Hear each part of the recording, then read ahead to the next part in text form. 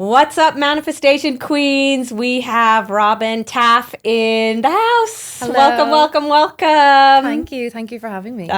It's so cool for you to be here. So the reason why I wanted to have you in is because I know you do something that I just don't want to do, which is the inner child work. So I probably need to do it.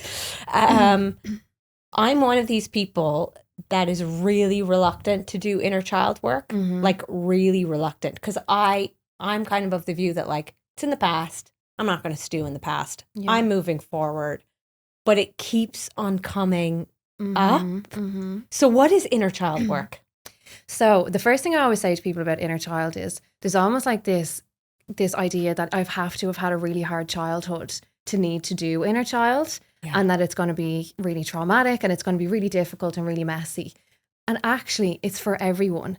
And you teach so much about manifestation, and I teach inner child because it's actually so closely related to manifestation. When you're creating something in your life, it's based off your self-worth and your beliefs about yourself. And where do we form majority of our beliefs about ourselves? From day one, all the way through our childhood into our teenage years. Your brain is developing the whole time. So if you think about it, we know our neural pathways. You are learning from your parents, you're mirroring things that you see, experiences you have in school, maybe if you were bullied or if someone just wasn't nice to you. As children, we form beliefs about ourselves based on what we experience. So we're like a sponge and we soak everything in. So it's where our subconscious beliefs and the way we see ourselves is formed.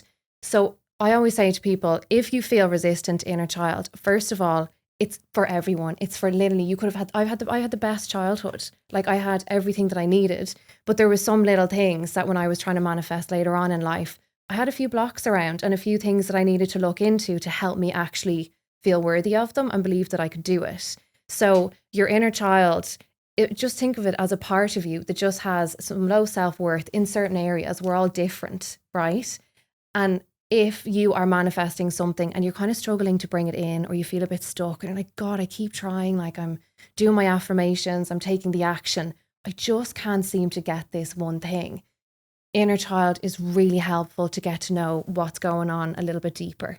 It's like, I always think to myself, okay, my subconscious mind is like how my the system my laptop runs on, and my conscious thoughts are like the desktop, like things I choose, right? But if we don't know what's running in the background, like the program that we have going on in there, it could be getting in our way. And I always say to people with inner child, they will ask, okay, well, like, how do I even know if I have something that I need to heal? Like, I don't even think I need this. A really good example is if you are manifesting something and you consciously, you're like, oh, I really want this thing. Like, I really want this. I really want to start my own business. I really want to make more money. But you are like, you've so much fear, where you're like, I'm really struggling to move forward, or you seem to get so far and then you seem to lose all motivation and you procrastinate and you're kind of starting to self-sabotage a little bit. It's a really good sign that there's a part of you, a subconscious belief back there that's running the show. I always say like your inner child is in the driver's seat and just doesn't feel good enough for that yet. So when you do inner child, you're just getting to know their story. And does it have to be you, like, so say some people could have a really great childhood up until a certain age, but then when they were 15, I don't know, they had a boyfriend that dumped them for another prettier girl. Like, is it just called inner child because it's the former you, or does it need to be a specific age? It doesn't need to be a specific age. It can literally be any age. So like, as I said, it's from like day one all the way up into your teenage years. We are literally like, especially teenage years, it's such a hard time. We're figuring out who we are. We're getting into relationships. We're hitting puberty. It can be any age. Like, you could have had an amazing childhood and then your parents got divorced at age 15, and maybe it was a bit of a messy situation, or you felt that all of a sudden your dad just wasn't living with you anymore, and it's quite a stressful situation. Things like that happen later on can still have an impact on us and affect how we see ourselves and like what's safe for us to have. So I'm more than happy. I always use examples from my own life because as I said, I had a really good childhood. So I'm not coming at this from a place of I had like a really traumatic childhood, but I've always wanted to start my own business, always. And I went to college for nursing, and as soon as I qualified, I started feeling a bit like, oh, this is just not what I want to do. there's something more that I want to do. But there wasn't even a tiny percent of me that was like, oh, well, you could do that. I just had a massive block around it. I was like, no, that's not possible. And over the years, I tried to dabble a little bit in working for myself. I opened up a nutrition clinic. So I started seeing people on the side of my nursing job, and it was doing really well. And all of a sudden I went into fear. I was like, no, I can't do this. This is too much. Who am I to take money off people for my skills? I couldn't run a business. I'm never able to leave my nursing job. And I went so into fear that I started to self-sabotage. I was like, no, I'm just going to start pushing it away. And I've been manifesting for a long time, just like you have, but I couldn't understand. I was like, I'm doing everything. Like, I'm doing my affirmations. I'm taking the action. I'm speaking positively to myself. Why can't I manifest this? Why can't I manifest the business that does well and that I work here full time? And I started doing a bit more learning into the power of our subconscious and how actually what we see growing up in different parts of our life can affect our ability to manifest it later on. So I had a great childhood, but both my parents had steady jobs. So my mom is a teacher and my dad worked in a bank. They've always had safe, secure jobs. I saw nobody in my life who worked for themselves. Nobody. The conversation, as for so many of us around money, was quite fear-based. It was money doesn't grow on trees. We don't know when we'll run out. Spend as little as possible. You need that safe job. You need the secure job to be okay. So my inner child, or that younger part of me, was like, sorry, to be safe, we need to work as a nurse. We need to be full-time nursing. This is secure. This will help us get the house. And that was my story. So when I went to actually do the thing that my higher self really wanted to do, I was too in fear. I couldn't get there. But it was almost like I was trying, but there was just part of me that just was too afraid to do it. And that's where it really, really helped me. Yeah, that's self-sabotage. Yeah. Because then that loop in your mind is starting to go nonstop. So where do you start with inner child work? Like, what does doing inner child work look like for someone? Okay, so everyone that's listening to this has something they want to manifest. Yeah. I always say, don't go looking for stuff that's wrong. Don't go looking what's all the stuff I need to heal about myself? I'm going to find all the things that are wrong with me. No, look at your list of things you want to manifest. And is there something on that list where you feel a bit stuck? You're like, I'm trying, this just isn't really coming in. It's a little bit sticky. It's something that's just not flowing as much as you'd like. Write down what it is on the page of your journal. And then underneath, just start writing down all the fears that come up for you. Like, what story comes up for you about why this might not be possible for your life? I'm not good enough. Like, I wouldn't be able to do that. People would see me. What if I'm judged? All of those fears that we naturally have. And then I always say to people, what did you see around this topic growing up? So say if it's, again, like you want to start your own business, what did your younger self see in your childhood home? Like, what did your parents do? What was the conversations like around about money and working for yourself and career? Just get to know their story a little bit more. And then when you write that down, you start to uncover if there's like a root belief underneath where it could be like, I'm not good enough. This isn't safe. It could be, I'm afraid of being judged. I'm afraid of being seen. If you're not manifesting in 2025, then what are you doing? And for the love of the universe, will you take down your vision board? We know from neuroscience that you gotta write it to invite it. And that is why I created the Pause Penny Manifestation Box. 7 simple steps. Writing it down, visualization, and taking action, because we know action is key. And why should you listen to me? Well, you should listen to me because I've manifested it all. My soulmate, twins, dream job, dream houses, abundance. And I know that this is the right way. So you gotta write it to invite it. Pick up our bestseller manifestation box on pausepenny.com. Feeling. Yeah, I have something now that I'm like, I really want to write a book. Yeah. And I've actually put it on the back of my mind because I'm like, it's going to come at some point when I'm ready to write the book. Mm-hmm. But I kind of know that the reason why I'm not, until recently, I'm like, is because I'm like, I'm not big enough yet. Mm-hmm. You know, but I don't know how that would stem back to that's kind of more, it's evolved over time. People with the high numbers get the book deals. But more and more I started to think about like, is that actually true, Yvonne? And like, I'm looking on social media and there's some people that have got signed with Hay House, with Penguin, and they don't have these massive followings. So I'm putting this, like we were talking earlier, like I'm putting people with follower numbers on a pedestal. You have to have X in order to do Y. Yeah. You know, and I think it goes back to starting that business as well, that a lot of us say, a lot of people want to start a business, but they'll start when they do this course. Yeah. And then they do another course. And then it's like you actually The things that help them feel like they're good enough to actually do it. But you don't need a course. Yeah. You just need to do it. I talk about this all the time. Before I launched Pause Penny, I was like, okay, I'm going to get this manifestation coach mentor. Cost me a fortune. Like a fortune. I can't even say it out loud. It's so much money.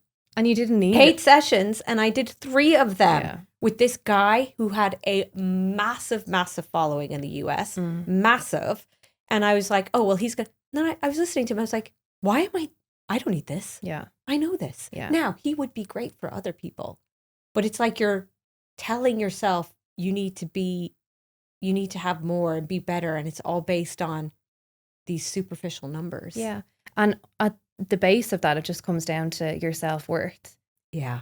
Underneath it all is our self-worth. So inner child, it's just a really nice tool to be able to start building awareness of the fears as they come up, the self-doubt, the beliefs that you have. So you're not sucked into them. They are not you. You're kind of being that observer of them. And then you can start to say, okay, I hear you. Like I do this to myself all the time. Like I had my first event on Saturday for my brand. When I say, I always talk about it as my inner child. I'm like, she was like, let's get COVID. Like we have COVID. We can't do this. Let's cancel the event. We're going to fail. Everyone's going to hate it. When I say my mind was spiraling, the fear, and I could feel like the anxiety, I could feel the panic. But I know it's coming from that part of me, maybe like a 7 or 8 year old me who just doesn't feel good enough. But I needed to do that. I needed to step through the fear to build that self-worth. So I do lots of little things that I'll literally just be so compassionate with myself. I'm noticing the thoughts coming up, but I'm like, they're not true.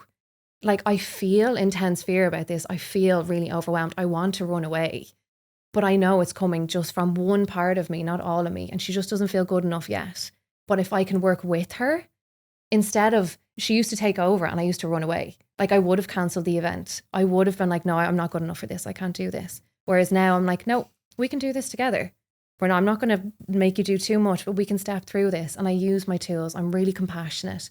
I will do a visualization with her where I imagine saying to her what she needs to hear. You are enough. You can do this. You're really talented. So I think at the base of it all, even for you with your book, it just comes down to that part of you who is just doubting themselves a little bit and you being like, no, actually you are enough for this, regardless of numbers, regardless of how many people you have following you.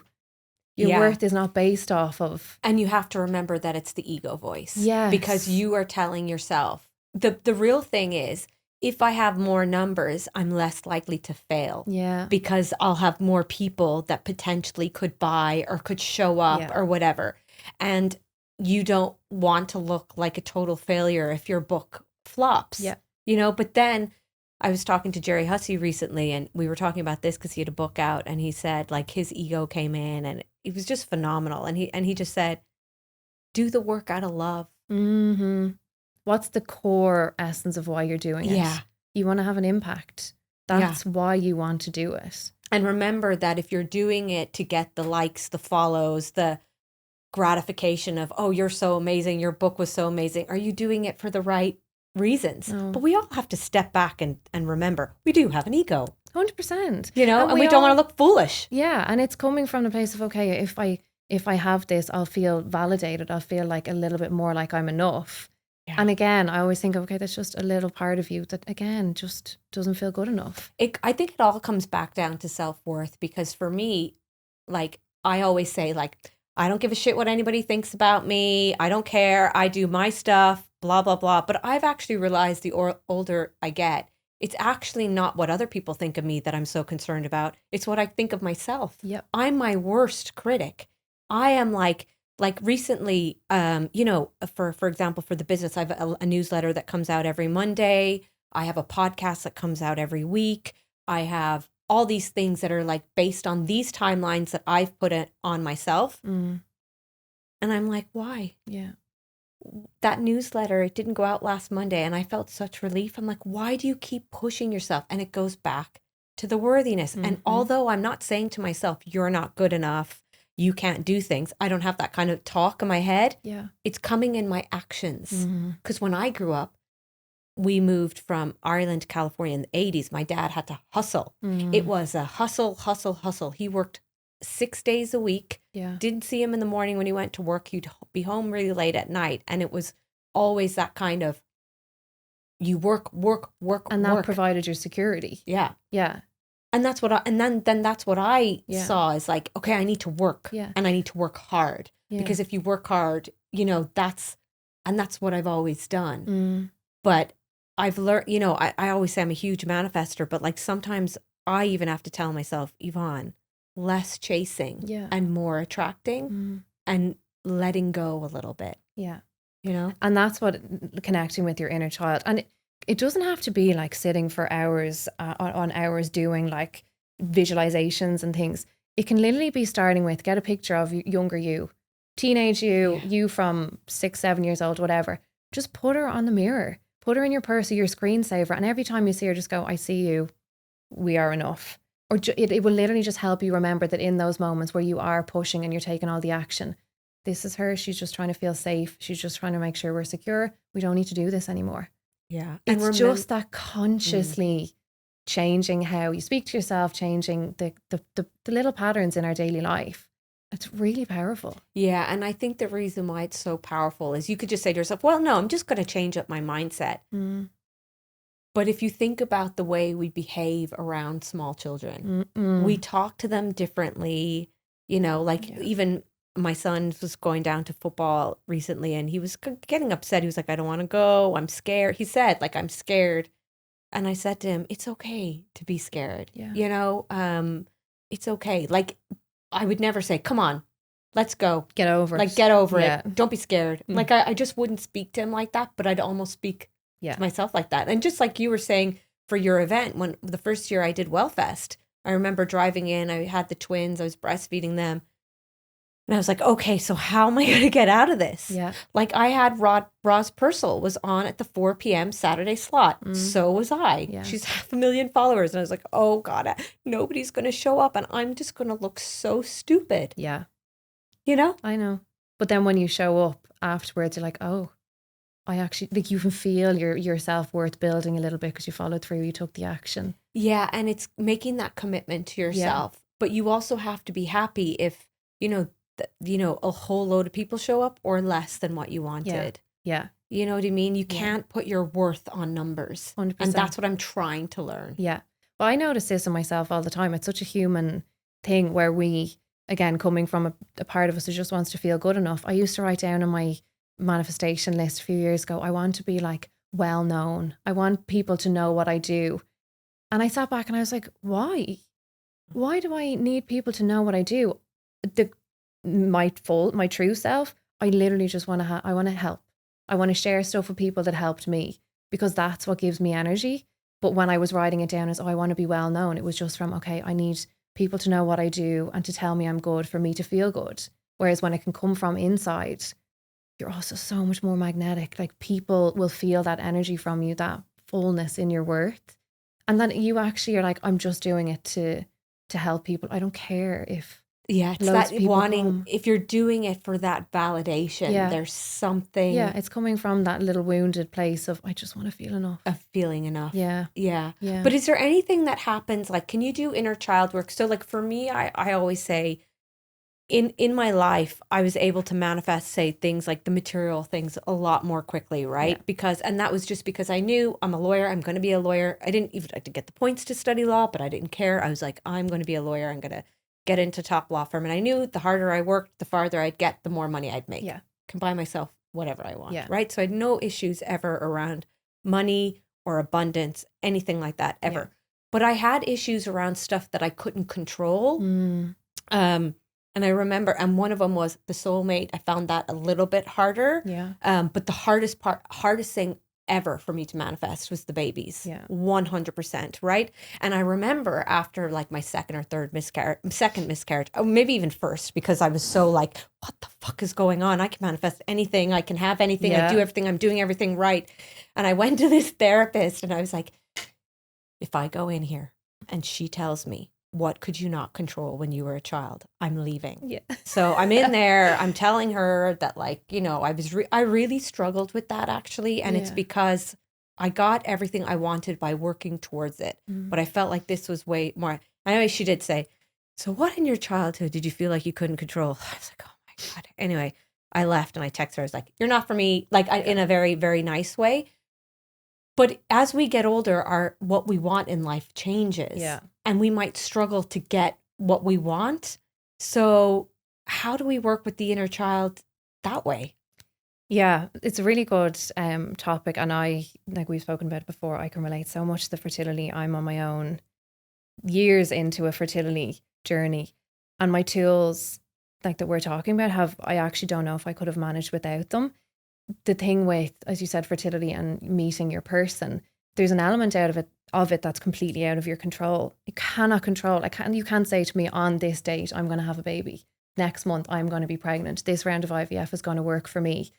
But what inner child helps us do with that is, first of all, if you can separate yourself from the fears that keep coming up. So we've been on our fertility journey for, God, I think it's over 3 years now, maybe 3.5 years. We've done IVF. We've the rigmarole, the rigmarole that comes with it, all the trying to find answers and everything.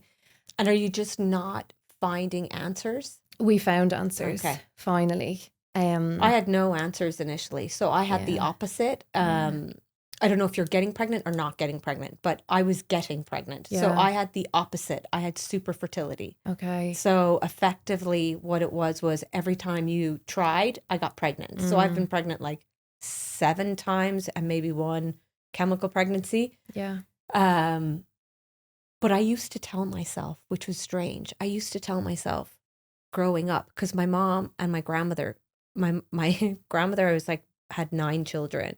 And my mom got pregnant really easily. And I used to tell myself, I'm never going to struggle getting pregnant. I'm never going to struggle. And I didn't struggle getting pregnant. But it was staying pregnant. Yeah. What happened to me was effectively, it was just, I had very receptive uterus. So every egg implanted, but every egg is not a good egg. Yeah. Right? Yeah. Even though I was young when I started trying, I was 32. And then I went to recurrent miscarriage specialist and I was like, I'm going for IVF, went to an IVF consultant and they were like, oh, we're going to just genetically test your eggs, put them in. And my obstetrician was like, no, that's not for you. You're getting pregnant. And I said, what do you expect me to do? And he put his hands in prayer and looked up and I was like, so you want me to pray to God? Oh, that was his answer? Yeah. Oh my God. But effectively, looking back, I kind of understand what he meant. Okay. What he meant was, you are getting pregnant. Yeah. It is going to happen for you.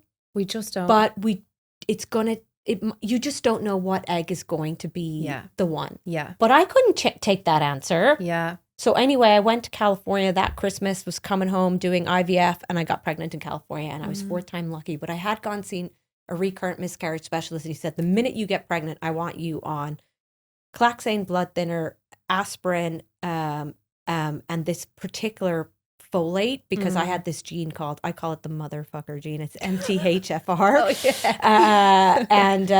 And I don't know. Yeah. So mine is different. I've never been pregnant apart from we did 1 round of IVF that was successful and then didn't stay around. We had a miscarriage. Oh. And so looking back now, I'm in a very good place with it right now. But it's taken a lot to get me to like this kind of headspace with it. When I look back over my life of the last 3 years, as soon as we got married, I was like, okay, time for a baby, let's do it. But I also had all of these other things that I really wanted for myself. I wasn't working for myself at that stage. I was still nursing. We were trying to buy a home. We're both self-employed, so there's a big rigmarole with that. And I really, really wanted those things. And looking back now, I can completely see why things unfolded the way they have. But it is the lack of control and the uncertainty that is, I think, the most triggering part, because like you said, almost everything else in our life we can control. We cannot control the date that we have a baby. And how my inner child stuff has helped me is, I always think when we're manifesting, there's stuff within our power, always. There's always things that we can do. But there's still always an element of, okay, like, I don't know when. Like, I can't say how this is going to happen, when it's going to happen. So I use it to look at my side of the street. I'm like, okay, how do I feel about me having a baby? Like, is there anything that comes up for me around like how my life will change, about like what might happen with my work, about my relationship? Just looking at, okay, do I actually have like massive fear around this? Is there a part of me that maybe isn't ready yet? And it's just me looking inside and going, okay, I can do little things to help with this. When I look at inner child work and how it's helped me, she is that part of me that is shit scared that it's never going to happen. She's the part of me that's like, what are we going to do? I don't know. Like, this has been the longest thing. Are we not good enough? Why is everyone else getting pregnant and I'm not getting pregnant? It helps me separate myself from it. So again, like, we are not that voice in our head. We're the one that hears the voice.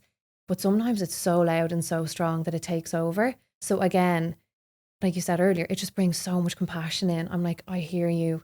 I understand. We can do little things for ourselves to help us feel better. And also, I think one of the most important things when you're creating something in your life is being able to hear your intuition, like your inner guidance system. And if my fear is so loud, I'm not making decisions from me. I'm making decisions from that part of me that is shit scared that it's never going to happen. So using her as a tool has helped me tune in and go, okay, is this fear? Or is this my intuition guiding me towards my next step? And there's been so many times on the journey where I'm like, okay, that was my intuition. I was able to follow it. Even we did our round of IVF in July and we had a miscarriage, but the IVF clinic were like, okay, let's go again. Let's keep going. Let's keep going. And my intuition was like, no, there's a reason. There's a reason that you're not getting pregnant. There's a reason that this isn't working. So I was like, I'm just going to listen to that. I'm going to pause. And it was the best decision because we would have spent thousands on rounds of IVF and it probably would have never worked. So I think one thing that you said there earlier that just, you know, there's a part of me, right, that I just think, I'm so grateful this chapter is over.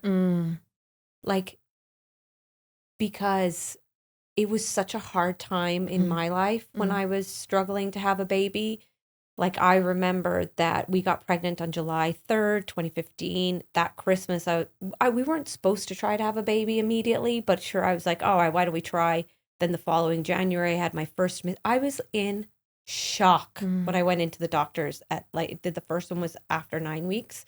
I'd flown to California. I came back, but I had taken a scan at 6 weeks as well. And I said, well, I'm going to California on business. And I remember the doctor saying to me, oh yeah, just, you know, just be mindful because like you're traveling, like if something happens. And I remember thinking, what is he talking about? Because for me, I believe that manifestation is a lot about your thoughts, your feelings, beliefs. And if you can manifest in the positive, you can manifest in the negative as well. But there was no part of me that even heard the word miscarriage before mine. None of my friends had miscarriages, none of them. So I was in complete and utter shock. And I took it very badly. Like I still remember, I still have this strong, vision of myself in our little apartment up at 3 a.m. in the morning and just crying on the phone to my sister, like just bawling. My sister Susan lives in LA and so close to her. But she had 2 kids, easily got pregnant, literally got pregnant with one, decided she was going to have the other one, was breastfeeding and got pregnant again. No issues. My other sister got pregnant accidentally when she was 24. And here I am with the miscarriage. Desperately wanting a baby. Desperately wanting a baby. And then starting to see things that really annoyed me, like this woman pregnant, smoking a cigarette. And I'm like, oh yeah, universe, you give this woman a baby and she's smoking a cigarette and I have a miscarriage. This is so unfair. So like these thoughts starting to go around in my head. And not only that, then the fear sets in. So you get pregnant a second time and the fear sets in. But people don't realize, one, it's very lonely. And I'm a talker. I need to talk to people.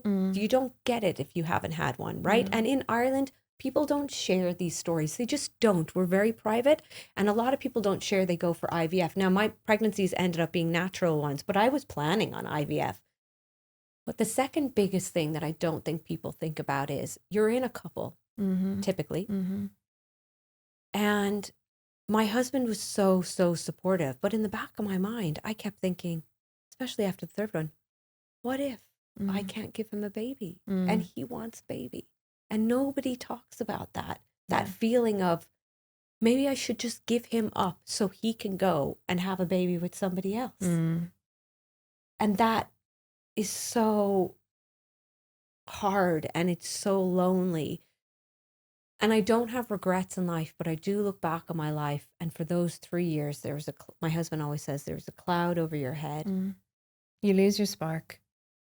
You lose your spark. Yeah. There was no joy in my life. It's all consuming, isn't it? Yeah. But one of the mistakes I made is I think I was telling myself that I'll be happy when I have a baby. Yeah. Not that I was unhappy before, but it was starting to see it come up. And I was like, I'll be happy when I have a baby. I'll be happy. Then I got pregnant and I was made redundant. And although I was happy that I was pregnant, once I had the baby, I was obsessed with getting another job. Yeah. And my husband said to me, Yvonne, this is all you wanted. And now you're obsessed with getting a job. Yeah. So one of the lessons I learned was trying to find the joy now. Yeah.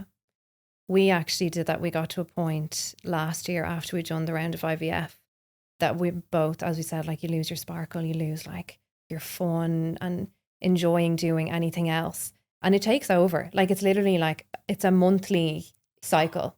Literally, it's just the same cycle over and over again. And we got to a point where we were like, okay, we need to sit down and go, what if this actually doesn't happen? And not in a way of, fuck it, it's not going to happen for us. In a way of, we need to actually show ourselves that we will be okay, even if we don't have kids. So we sat down and we're like, okay, worst case scenario, we don't end up having a baby. It's the two of us. What are all the things that we can do together? What are all the ways we can still enjoy our life? We can still work on our relationship. We could maybe travel a bit more. We can do our work. And not that it made it like, okay, that it was happening, but it was just like, okay, even if it doesn't happen, we'll be okay after. Like we can Could you have to convince yourself that though, do you? You do, but also for the sake of your relationship, I think that it's really important to really spend that time looking into it and going, okay, you are actually most important to me. And I really care about our relationship. Like our marriage is so important and I want us to still be okay. Because there is points, especially when neither of you can control the situation, that you do end up arguing and there's so much tension because all you want is for the other person to be okay, but neither of you can actually make the other person okay because you can't control the whole thing. So it's just like this situation where there's so many emotions. So we sat down and did that together. As I said, I found inner child, just using it as a tool to see that fear voice in my head is coming from her. The part of me that's just like, oh my God, what if I'm not good enough to have a baby? What if I can't do the one thing I'm supposed to do? It's people shame. That there's shame as well. Yeah. So seeing like, why is it not happening for me? Like, what's wrong with me? Yeah. But we can't think about it like that. Yeah. You know? Yeah. Because even now you can look back in your life and you can understand, I see why things unfolded as they did. And you just need to know that someday you're going to look back and you're going to say, it all makes so much sense now. Yeah. You know? And I think, so I used to always think that there was like a set time. It's like our life was like pre-written. There's like, okay, there's a set date in the future that I'm going to have a baby and there's a set date in the future that I'm going to buy my house and my life is like planned out almost. But I think divine timing is not a set date that things will happen. I think divine timing is when my whole self and my life and my husband are in the space where we're ready for the things to come in. And I know that throughout our journey that there has been other things that part of me really did want as well, my work and to buy a home. And hopefully I'll look back and go, okay, I can see now why, like maybe we will be in our home when we have our baby. I will actually be doing work that I love rather than being in a job that I was so unhappy in when I have a baby. And your story is going to be one, or could be one, that's going to give so many other people hope. Yeah. I noticed that even with mine. Yeah. Which is actually sometimes a little bit, not stress, I wouldn't say stressful, but like I get pain when I hear women sit telling me their stories, because I'm like, I know this can happen. Yeah. I believe it can, but I can't change your mindset. I can't change the timing of your life. And I had a similar conversation. I think we have had similar stories related to our hearts, and I'll get into that. Yeah. So I was working in a law firm, crazy hours, insane, but always had from the age of 13, like palpitations. So it's called atrioventricular non-reentrant tachycardia. So very, very fast heartbeat, always super sporty, but that would bring things on. And it got to a stage when I was in a law firm that it was just quite bad. And so I had a heart operation, not open heart surgery. They go up through your leg. And then I had my son. And when I had my son, it ended up in emergency section. My heart went through the roof. So sometime after that, so just less than a year after that, I went for a second surgery. And what happened was it's so funny. I had this really strong gut feeling before I went for the surgery, like, should I do this? Should I do this? I don't know why, but I had this really strong gut feeling. I even remember my mother-in-law in Phoenix Park saying to me, do you think this is the right thing to do? And I remember saying in my mind, no. But I just didn't trust. I was like, oh, I'll just go. He said, this is my bread and butter, my bread and butter, my bread and butter. So we went in, it's 60 seconds procedure. At 16 seconds, I was half awake, so not fully out. I could see the blood going everywhere. They nicked a vein in my leg, and they didn't know how they were going to fix it. So effectively, the Mater and the Rotunda had to do an entire analysis on me to see whether or not I could have another baby. I had just had one. And I remember saying to my husband, okay, I almost had to let go. So I had to be able to convince myself, okay, we have to be okay with one child. Like, you have to tell me that we are going to be okay with one child. And he was like, okay, just relax. Like, okay. So I had to actually almost tell myself, you have to be okay with one child. Yeah. Anyway, fast forward, January, went to California, got pregnant in California again, like I had with my son. I was like, it's meant to be. It's meant to be. The next day I got a call from my obstetrician. She said, you can go ahead and try for a baby. And I was like, oh, well, I'm already pregnant. So here we go. And then that baby passed away. That was Polly, who passed away in the May due to a rare cord incident. So is there any part of you that believes or thinks there's some things happening in our lives that we're stopping, blocking, creating, or do you just think this is just happens and it's I think both. I think when it comes to having a baby, and I always say everyone has their own experience and their way of looking at it, but I think when it comes to the things that we can control, the soulmate, the baby, that there is divine timing in that you're creating another life. Like, it's another spirit, another soul coming in. So there's always an element of that we can't control. But I do think, so I know from my own personal experience, before, we had been trying to conceive for 2 years and I was so resistant to IVF.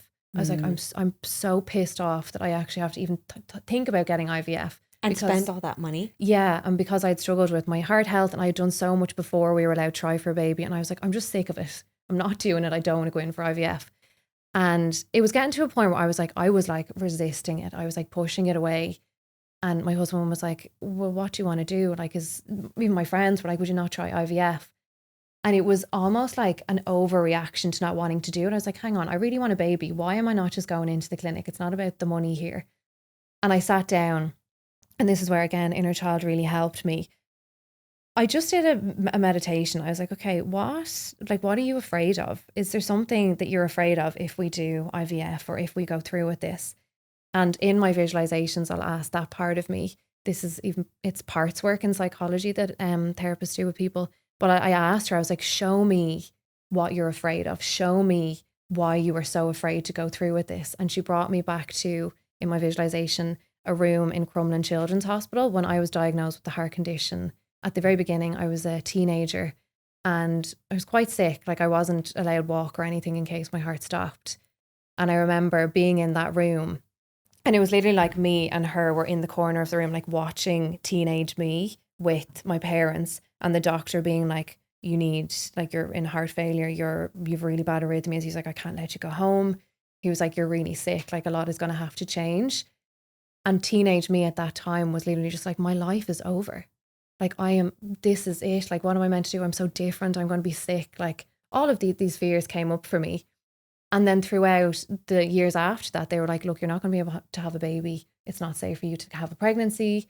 You're not able to exercise. Like, we need to do everything we can to make sure your heart. Where did this stem from? This heart? My family. It's okay, so hereditary. genetic. Yeah.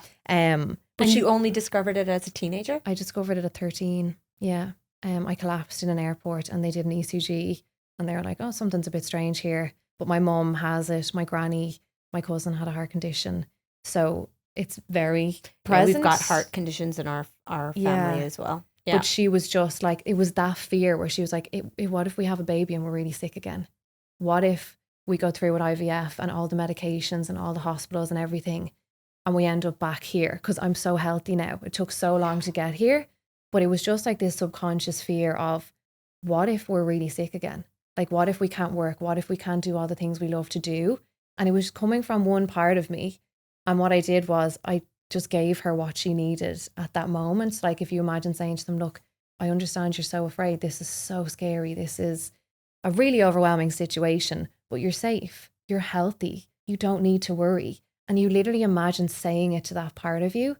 And it's so healing. I love that. Yeah. And I remember I did that. And a couple of days later, I was like, right, fuck it, let's go. We'll do IVF. And I rang the clinic. We went to the Beacon Fertility and they were like, oh, we actually have a cancellation for tomorrow. Come on in. And it all really flowed. Now, I know in the end, we didn't have our pregnancy. But that was definitely a block for me that was coming up. I was so afraid, but I couldn't understand because consciously I'm like, I really want a baby. Why can't I just get my ass into an IVF clinic and do this? So sometimes there is subconscious fears for us where it's like, what if my life is never going to be the same again, which it won't be, but like that fear of like losing ourselves, that fear of like your body changing, that fear of like your whole life changing. So I think there's two sides. Look at your side of the street and go, do I have a fear around this? Like when I check in with that part of me, what comes up for me around like when I do have a baby in my life? Is there other things that I've really wanted to?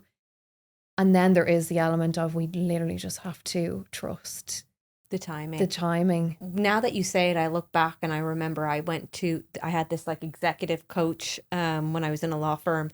They sent me on this course and I remember I had just gotten engaged and I remember saying to a lady like, but what's going to happen to my career when I have a baby? Mm-hmm. So I do, maybe now as I look back, maybe I was concerned about what was going to happen to the career. And maybe not too consciously. It was just like kind of in the background where you're like, well, I really want this, but what if this happens? I really, really want this. Why isn't it happening? But what if this happens? And how have you healed your heart then?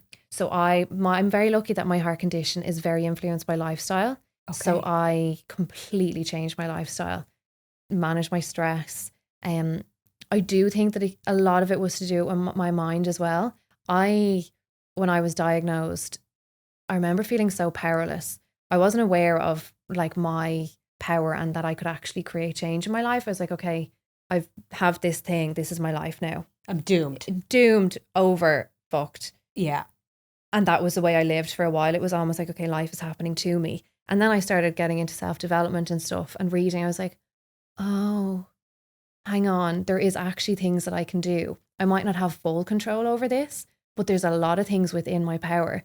So I always say I changed from like, okay, I'm a victim of this, like this happened to me, to I'm going to do everything I can to just create change and to be as healthy as I can.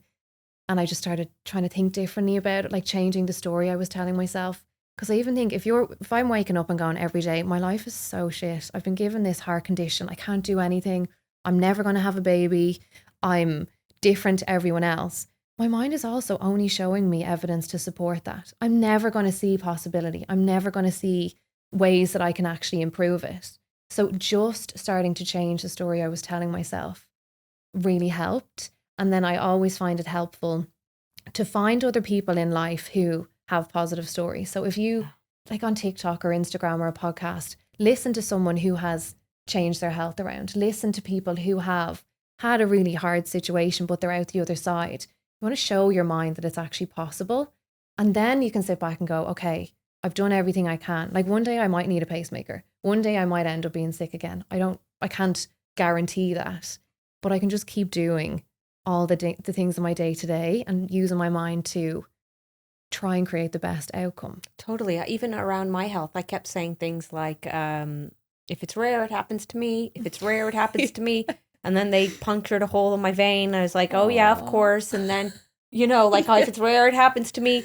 And I swear, after that, I was like, when the doctor said to me, he was like, I said, can it heal itself? And he was like, no, that would be a miracle. And I was like, if it's rare, it happens to me. And I just started to visualize, like, our bodies are smart. We can make humans.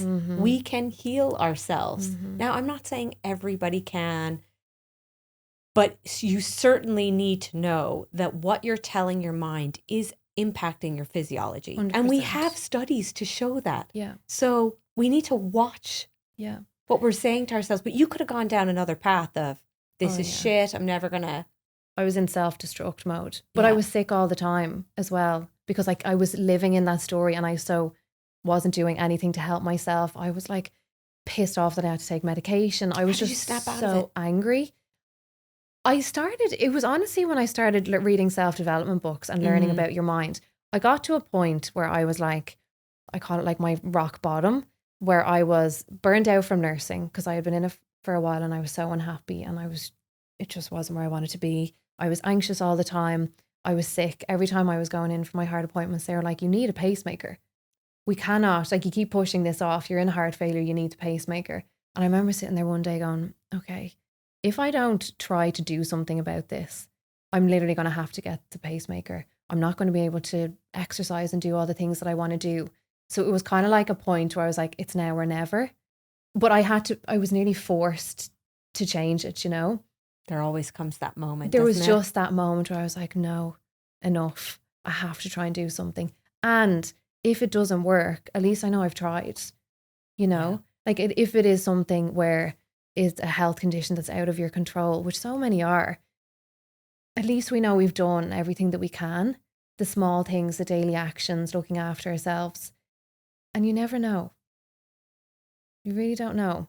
You don't. No. Like we're so much more powerful than I think we even realize. Yeah. A lot of the time, though, we want to take the easy route. You think it's easier to have the operation. It's easier to take the drugs.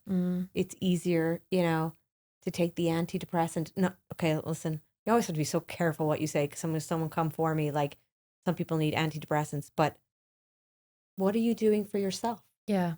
Have a nice blend of both. Like, I will take my heart medication for the rest of my life. I'll also try and do everything in my daily actions to help as well. And that is within your power. I know sometimes it's really hard when you're in that place of, it feels like there's just thing after thing being thrown at, and you're like, my God, when am I going to get a break? Like, this is so exhausting. I'm so tired. But my one thing that I always say to people, I'm like, you have so much say over your life. And I know it's frustrating.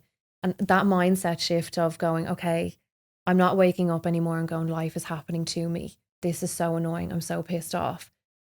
Things have happened, but I also have a say in what happens in the future. And just that shift from, it's almost like you're in the passenger seat. I'm like, okay, you're just taking me wherever, to getting back into the driver's seat and being like, okay, I can still try and take a few different turns here. I can still try to influence where I go. And again, that's why I find inner child so helpful, because if you imagine that frustration and the thoughts coming up around, oh, I'm so pissed off, this is so annoying, nothing works out for me.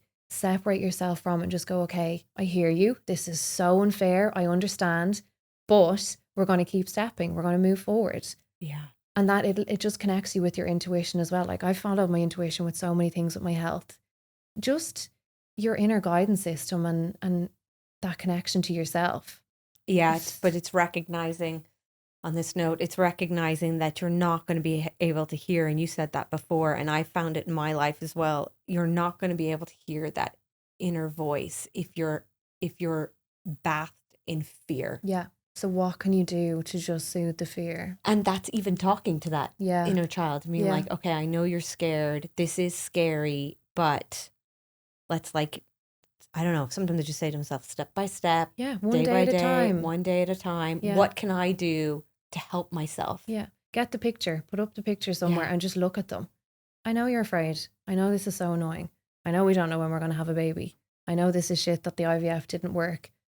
We can do this one step at a time. Some days you might need to just wallow in it. Yeah. Like there's some days where I'm like, no, I'm going and getting a bottle of wine and I'm just going to sit down on the couch and I'm going to just stop caring about everything for a day.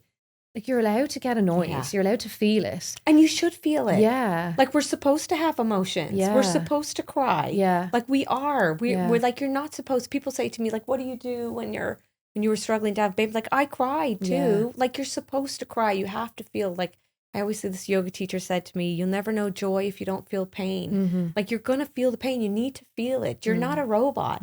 Like it's okay to allow yourself, but like you also have to tell yourself, okay, this is shit, but you know what? There's so many other great things in my life. I have a supportive partner. I'm so grateful that we have a healthcare system that even IVF is even available. Yeah. I'm grateful that I'm working on a business that I now love. Like little things to just help yourself. Yeah. And people might say, oh yeah, you're just trying to convince yourself your life is great. Well, what's the other option? Yeah. Telling yourself that life is shit all the time and nothing is good for you? And there are other great things. Yeah. Like there always is other great things, even though one thing might be taken over in that moment. But there is always like other great things. Like I always look, I'm from now, like I'm still like, we don't have a baby. I'm not pregnant. Hopefully I will be. But I look back over the last 3 years and I'm like, yeah, it's been like I think it's the hardest thing you can go through. Yeah. But there's also been so many things. Like I started my business. We have been working towards buying our house. It's something we've been calling in for a while. I've made new friends. I've done so many different things. I'm like, no, there's been so much good stuff too. Yeah. And things in the past that seemed like they weren't working out, they did. They always did. Even when I look at my heart condition and all the things, I look back now and I'm like, I never thought it would work out. Things can work out. And if you can just hang on to that like tiny bit of hope. Yeah. You'll get through to the other side. Yeah. Yeah. Yeah. Thank you so much. Thank you. I see inner child totally different now. Good. I'm so glad. Because I was like, I'm not doing that. Like I know. I was so reluctant. But now I actually feel like it's just a way to have compassion. It's actually, because I've actually realized that the reason why I don't want to do it is because I'm so hard on myself. Yeah. And I don't want to be hard on her. Exactly. Because she's so small and young and that is the reason. Yeah. I'm like, I don't want to be mean to her. I'm okay to be mean to my older self. Yeah. And think about the power, like if you are able to change that narrative from like the firm, like, no, let's get shit done, to like kind and compassionate, you're also completely changing your energy. You're completely changing how you feel about yourself, how you see yourself, how you approach what you do. So like there's so much power in how you can and then it's going back to that less chasing, more attracting, and sometimes you just have to, if you're coming from that place of like inner self-worth, like I don't need someone or something outside of me to feel worthy. Yeah. Imagine how magnetic you are to like all the stuff. The vibes. Oh, thank you so much.